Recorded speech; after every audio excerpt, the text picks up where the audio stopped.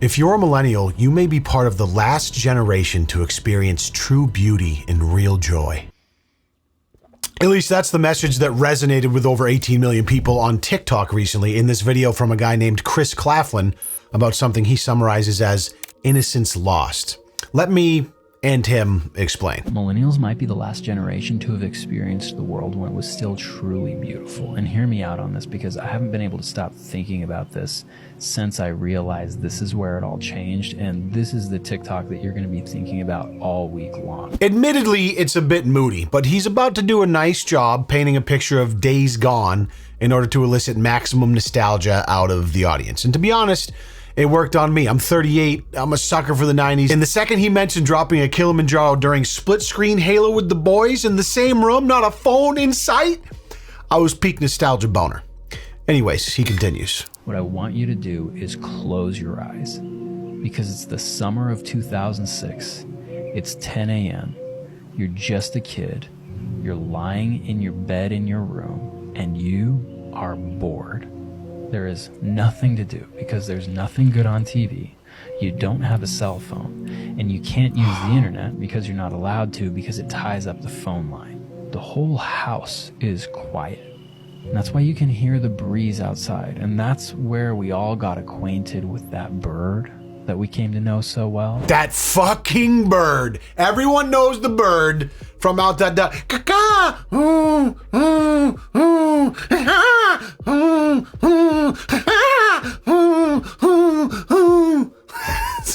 Fucking, you got me. I remember the bird. And you are just lying there, wondering if your crush is thinking about you, wondering if there's still pizza rolls in the freezer, wondering what it is you're going to do today.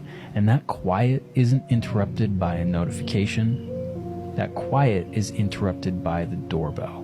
Or maybe it's one of 30 texts that you'll get this month because that's all you paid for on your plan. But your day is interrupted by your squad who shows up on bikes, or maybe they have an older sibling that came to pick you up in their vehicle, and that's like a really, really good day. And when your friends show up, that's when the whole day starts, and you all go out together, and you don't have cell phones, you're just with each other. Are you feeling it yet? That longing for the past, the simpler times, the good old days before cell phones and technology ruined everyone's life? Or is it just a psyop? Why is it that humans are so adept at romanticizing the past while lamenting the present? I want to dig a little deeper and talk about something called rosy retrospection, cognitive bias, and whether or not technology like phones and internet is truly the bad guy here.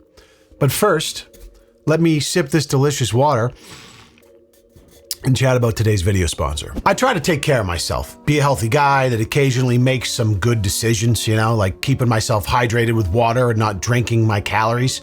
That's why I'm excited to be partnered with Air Up, which actually makes drinking water fun again without artificial sweeteners or chemical ingredients you can't pronounce. It's just water, and let me tell you how it works. Air Up leverages scent-based taste in a uniquely new hydration experience. You get a scented pod, and you pop that baby right on the top. Fill up your water bottle, which, on a side note here, are very obviously made out of quality materials. Then you just drink through the straw. Pod down for regular water, and then here's the trick. Pull the pod up, and it adds the flavor to an air slipstream that enters your mouth with the water, and it tastes amazing.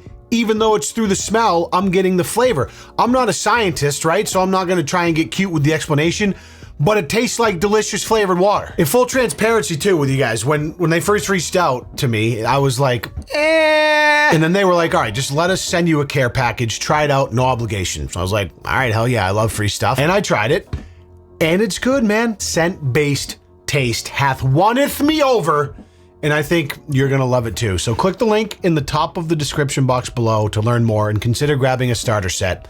I want to thank you guys so much for listening, and thank you Air Up for the partnership. I appreciate you. Now, in the rest of this over 6-minute video, Chris continues to give nostalgic day in the life examples of when life was truly beautiful. Here's the really big one, is whatever you do today is going to boil down to 3 solid options. You're either going to hit the mall, and you don't go to shop or spend money. Like, you're not going to actually do anything. It's just to be somewhere else together. and you're not going to buy anything or spend any money unless maybe you bump into your crush and their friend group, and then maybe you spend the little money that you have in your pocket to go to the movies or hit the food court. But it's not about the movie and it's not about the food. It's about the people that you're with. The people that you are with. This is the theme of most of his examples. Being bored at your friend's house doing nothing, ripping split-screen multiplayer Halo with the boys. But option number 3 was heading over to somebody's house for a LAN party or a Halo party, and you all just play video games together. And you're playing in the same house, and it's not really about winning. Speak for yourself, motherfucker. I used to stomp my friends' faces in Halo. It's about the people who you are physically with. That's right. Being with people in the same physical location. And I'm not belittling the importance of that. In fact, he's right in the fact that society, as we've progressed the last several decades, has gotten to a place where we've been able to replace a lot of the things we used to have to do physically with each other with the ability to do it remotely via internet or computer or Discord or whatever it is. And so after that beautiful nostalgic trip down memory lane, which I truly did enjoy, we flash forward to the present. You're moving with your auntie and uncle in Bel Air. So he goes on to lament how we're still doing things together, but we're doing it alone, i.e. gaming in Discord, watching stuff on our devices by ourselves, ordering Uber Eats and having it delivered instead of going out to eat with your friends. Friends in your ear, not right next to you when playing games. Gen Z and Gen Alpha, when they're playing with their friends are in their ear. They're not right next to them. This generation is never going to know what it's like to get a Kilimanjaro and look across the room at your friend like, what just happened? The single best experience of my life. That's what happened. Happened to me twice.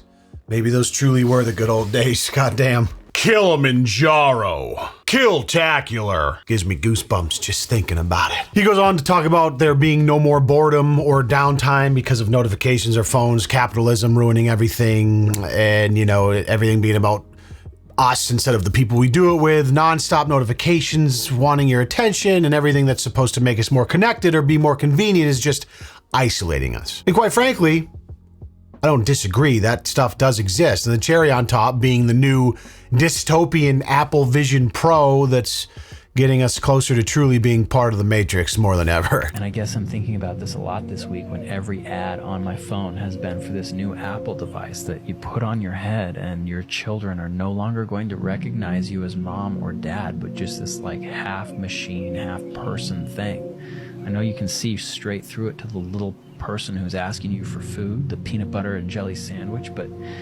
they're not seeing you. You might see them, but we're just like drifting apart as a species. Listen, only real dads know how to don the Apple Vision Pro and watch all 3 Lord of the Rings movies at the same time while you're playing catch with your son in the backyard. And by Lord of the Rings, I mean porn. Oh my. And the more that we drift apart, the more that we crave the simpler times when we didn't have all of these distractions. We just had each other. So if you're a millennial and you feel like the world has lost its innocence, maybe that's something that happens with every generation, or maybe this is actually the turning point where humanity stops being what it once was. Let me know where you think we are in the comments. And let them know the people did. Over 66,000 comments waxing poetic about how much better things used to be. Lena says, that made me tear up. Imagine missing something so seemingly mundane. The memories are so comfy. The present is so cold and dead. What was lost? But are things truly worse now, or are we just victims of rosy retrospection, which is a cognitive bias that causes people to remember past events as being more positive than they were at the time? Certainly every generation has had its own misgivings. Then why is it people tend to make it sound so romantic all the time when looking back in the rearview mirror? According to behavioral science researchers, most people can relate to an experience where someone reflected on the good old days while lamenting present-day society. Think of the nostalgic uncle at Thanksgiving dinner remarking how things just aren't what they used to be, you know? It seems that no matter the actual current state of affairs, people will always think that times were better in the past. And in the case of the nostalgic uncle, perhaps it's their recollection of a young adulthood free of worries and responsibilities and rich with pleasure that paints a rosy picture of the past. Meanwhile, the morning news in your algorithmic social feeds shows global wars and domestic protests as society seemingly unravels. And although it's likely that there were similar wars and protests when they were younger, these are not the events they associate with their younger days. It is this discrepancy in recollection that creates the distorted perception. I think it's important not to overlook this particular bias when you assess the current climate that we all live in. But on the other hand, I feel that shit too heavy, you know? It seems that there has to be at least some link or correlation between the parabolic growth of technological innovation, including the smartphone appendage, and everyone's current state of inexplicable misery, it seems like, online. Or is it just perspective? I can't sit and watch a movie at home without someone getting on their phone. I feel you, brother. I sometimes get mad at myself because I have to consciously force myself not to pick up my phone long enough to get into a film that is even mildly profound so that I can enjoy it as it's meant to be enjoyed. I hate that I have to make that conscious decision, but that is where we're at. So is it the smartphones that are the scourge of modern day beauty and happiness and the reason why Gen Z will never get to experience those things? I mean, in the 60s and 70s, it was TVs that were rotting our brain. When I was a kid, it was video games that were going to be responsible for leaving me mentally stunted. This one probably came true. And cell phones have been around for a long time. I mean, they were invented in the 80s, they were cheeky in the 90s, but it wasn't until 2007 when the first iPhone and other smartphones and then social media really took over our lives. And we are calling it iPhone. To the tune of Americans spending approximately 7 hours in front of a screen every single day, up to 9 hours for the Gen Zs of the world, many of whom weren't alive for Chris's last generation of beauty, so he calls it. On average, we spend 44% of our waking hours looking at a screen, even though many professionals recommend less than 2 hours of screen time a day. And here's a depressing graph for you. Chew on this one for a second. Sweet mother lord, can we just go outside once in a while? So this begs the questions, are the phones to blame, or do humans just have a never-ending propensity to take things that can be used for good and indulge in them until it fucks them 6 ways from Sunday? After all, the upside to this technology is immense. Being able to connect with my sister on the other side of the world with the press of a button and see her and my niece's face, it's amazing, as opposed to writing a physical letter that takes weeks or months to get there. Productivity, medicine, eliminating gatekeepers, the democratization of attention, access to information. Technology is fucking sweet when you want it to be, but when you have zero self-control and zero intention over how it's used, you become the product. So while I do share some of the sentiment from Chris's video, I think it's outrageous to just say, well, sorry everyone born after the year 2000, you're totally fucked. 50% spike in depression symptoms. How much screen time is too much? Screen use impacts health and sleep. The truth is that we have to be self-aware of the relentless barrage of shiny, sparkly things vying for our attention at all times. App notifications, texts, ads, emails, the list goes on and on. Our dopaminergic systems are being pounded, and that is by design. I mean, it's no mistake that we pull out our phones to check them even when we know it's only been a few seconds and nothing has changed. But those behaviors don't have to control us. We can be present, and we can put that shit down and go do things with people we love and be social while still leveraging these in a way that enriches our lives. It's just a balancing act like everything else in life. Too much of a good thing inevitably becomes a bad thing. And part of being a millennial myself, who got to experience growing up before innocence was lost, is it's easier to remember the importance of unplugging sometimes because I lived it. But nothing is stopping anyone from enjoying the beauty that persists today or spending time with the people you love. It just requires intention. Do you think Gen Z doesn't experience birds? Listen, birds didn't go anywhere, and neither did the warm breeze or the smell of a fire pit that you and some friends gather around to drink shitty light beers at and laugh about nothing. It's just up to us to make sure we give ourselves room to experience that beauty. The reality is that society at large is probably fucked. I digress. And they're completely locked into a never-ending content barrage that strips them of all joy and human connection. But that doesn't have to be you. You're not society.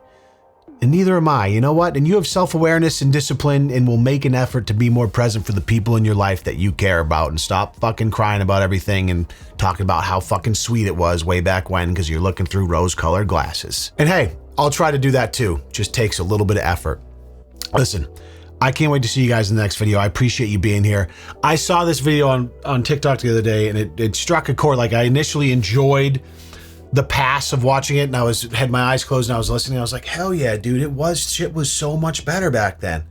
And then I'm like, wait a minute, there's some sort of bias going on here. But that's not to take away from the fact that there is obviously a shift in society and the way we interact that can't go ignored, right? But instead of crying about how everything sucks now because of technology, it's probably beneficial to instead try and leverage it in ways that can enrich your life while being self-aware enough to mitigate the things that are detrimental. Thanks for being here. If you could hip thrust that motherfucking like button for me, that would mean the world, and subscribe if you're new.